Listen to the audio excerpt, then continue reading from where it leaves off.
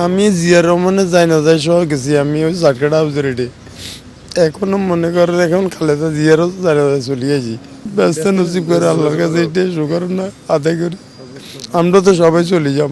আমি আইছি লক্ষ্মীপুর থেকে। আমি ওনাকে অত্যন্ত ভালোবাসি, ওনার মায়ের মতন আমি শ্রদ্ধা করি। আল্লাহ ওনার বিশ্রাম নসিব করুক, জান্নাতবাসী করুক। আমরা কিছুই দিতে পারি না আপনাকে, আপনি সব দিয়ে দিলেন আমাদের জন্য। পৃথিবীতে আসলে মা নাই তো কিছুই নাই। মা হলো পৃথিবীর শ্রেষ্ঠ আশ্রয়স্থল।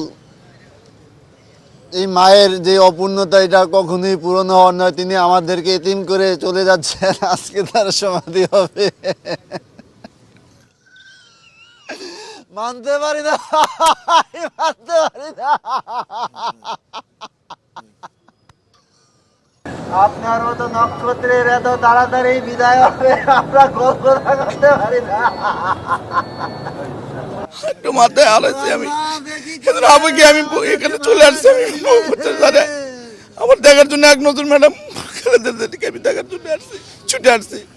আমি সব কিছু ফেলে দিয়ে এখানে আসছি।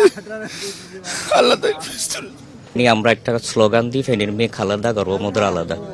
আমরা এই স্লোগানটা দিতে পারবো না।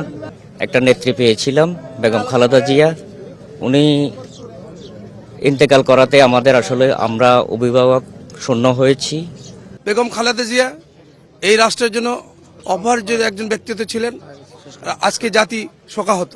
18 কোটি বাঙালি নিস্তব্ধ অবস্থায় শোকাহত, মর্মাহত, ব্যথিত।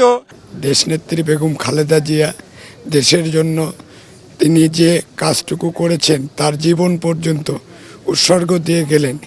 এই স্মৃতি এবং এই কাজগুলি মানুষের হৃদয়ে স্থান করে নিয়েছে।